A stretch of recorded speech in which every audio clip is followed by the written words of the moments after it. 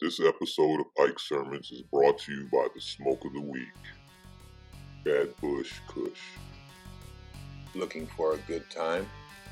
Are you full of Class 6 and looking for some Article 134? Bad Bush got you, soldier. Bad Bush Kush has the fragrance of kimchi and too much perfume, and the palette of ceftriaxone and doxycycline. Bad Bush Kush, when you're ready to piss razor blades.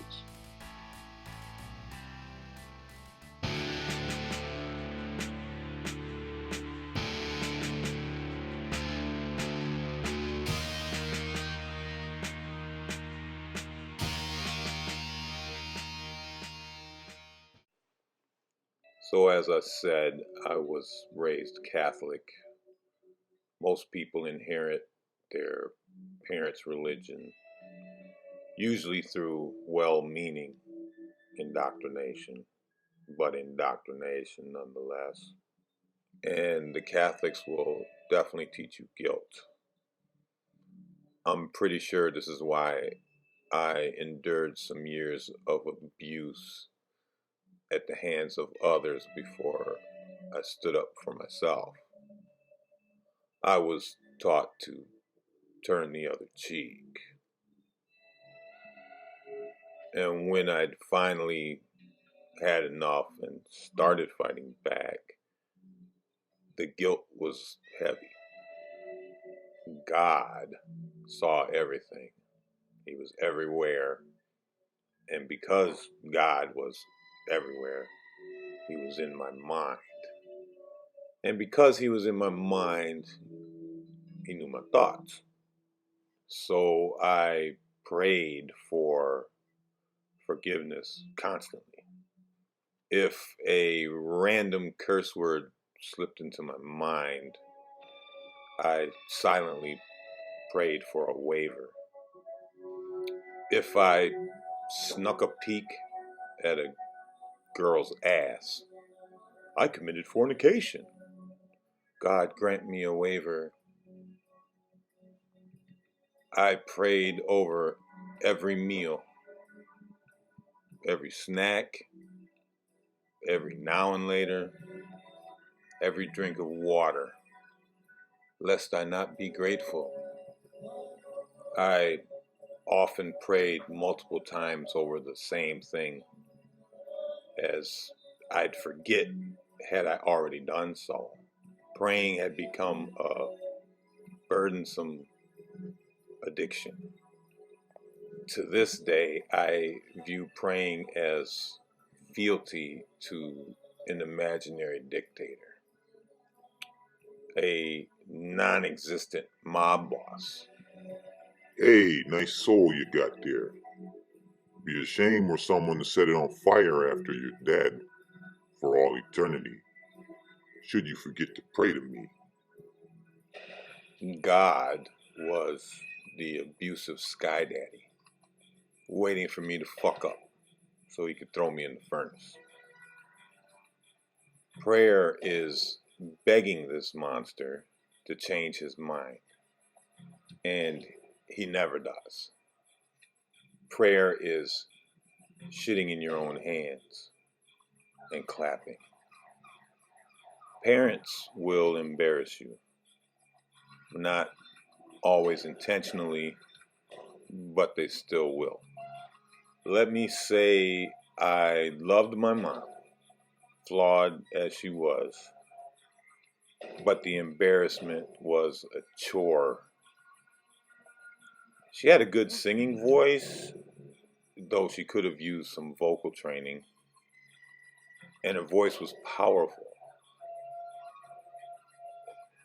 I was made to attend Catholic Mass with her every Sunday, and I hated when the song started because my mother would sing very loudly. Very loudly. She literally would try to sing over the entire congregation, which was roughly 700 people, give or take. The only upside to this was that I only had to pretend to sing. When I got a little older, she allowed me to sit wherever I wanted. So, of course, I would sit as far from her as possible, sometimes all the way in the back of the balcony. But this was to little avail, as she could still clearly be heard trying to sing over 700 people. And I'd hear people whisper, wondering who the loudmouth was. The only plus here was I could pretend to not know her because I was sitting so far away. The same year I got into my first fight, a la part one, I met my first girlfriend, Mary Jane. Pot, reefer. And when I could get a hold of her, I'd smoke pot before going to church. She helped me cope with it. I'd still be embarrassed by my mom, but I didn't care that I was embarrassed. Eventually, me and pot became an item.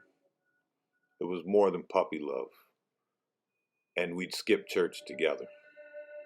She was the only sin in my life that I didn't beg God for a waiver. This was a love he couldn't give me. Outside of the great house of make-believe, aka church, there was always an adventure, sometimes crazy and dangerous. When I was around 13 or maybe 14, I was with a friend in a local laundromat, not to do laundry, but scamming. There was one of those old bill changers there that you placed your dollar in a tray and slid the tray in to get quarters. We had cut dollar thick paper to the dimensions of a dollar bill. And when no one was looking, we'd slide them in on the tray and get quarters to buy weed with. I didn't notice the man walk in, but I saw the pistol he pulled out, and I heard the first shot and the second and the third. We dove under one of those tables you fold clothes on, and I could see the shooter's feet walk past, and I heard the next two shots. We jumped up, knocking the table over as we jumped up, and we ran the fuck out. Didn't know who got shot, didn't care. We ran all the way to my friend's house, and then to the weed man. We didn't talk about what happened to anyone else. At least I didn't, until therapy a couple years later. Once my best friend at the time and I were walking to his sister's house. We walked everywhere because we were poor. There used to be a Mr. Hot Dog here, and we had just turned the corner when we saw a guy walking towards us. Now, there's an unwritten rule in the streets here that you only speak to people you know. You walk past someone you don't know, you say nothing unless they speak first. It's assumed that the first to talk is showing fear or some type of weakness. And you don't want to come off as a pork chop in case the other guy is a wolf. But there was an unsavory air about this guy approaching us. He seemed kind of anxious, and nervous. So as we passed, my best friend broke and said, "What up?"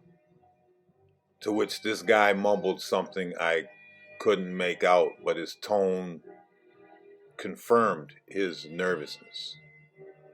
We turned the next corner and heard two loud shots, followed shortly by a woman screaming. We circled back around the adjoining block and saw a man on the sidewalk, bleeding bad from his stomach, and two women who were quite upset. The man on the sidewalk was not the guy we encountered, but I was certain the guy we encountered was the gunman. The police showed up rather quickly, surprisingly, and the women were saying they knew who it must have been. Before the cops could get to us to ask anything, we slipped away, wanting no involvement, though I'm sure we could have been helpful. But we lived on this side of town. We heard later that the man passed away. Another friend of mine, who's now a cousin, as his mom married into my family, was walking with me at night to his house. I was walking my bike, and for protection, he had a metal pipe down his pant leg. I was 16 or 17, which made my friend 14 or 15. An even younger kid, maybe 13 or 14, stepped out from behind a tree and stuck a revolver under my chin. I think he wanted to rob us, but he couldn't focus correctly. I think he was ripped on something, maybe blow. He kept asking us if we'd ever been shot and where were we going and what if we got shot tonight. He finally told me to hand my wallet over. It didn't have any cash in it, but he took my ID out and asked if it was really me on it and if I'd like to get shot. I remember not being scared, but how I was gonna fuck this kid up when I see my chance. I saw my friend trying to figure out how to get the pipe out of his pant leg, trying to do it quietly.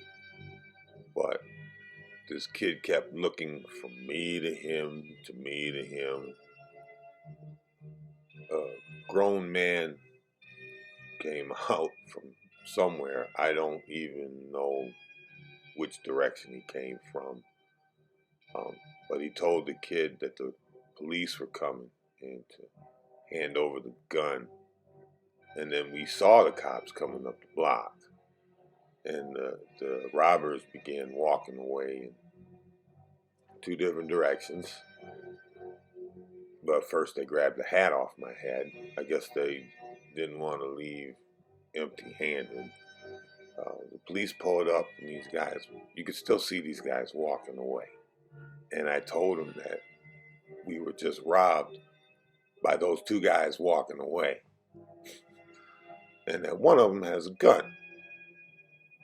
But instead of pursuing them, they harassed my friend and I. Why are you out this late? Where are you going? Where are the drugs? Do you have a gun? Eventually they let us go, and we spent the next year looking for either of these dudes. But we never saw them again. This was the last time that I had even a scrap of trust for law enforcement or any type of authority.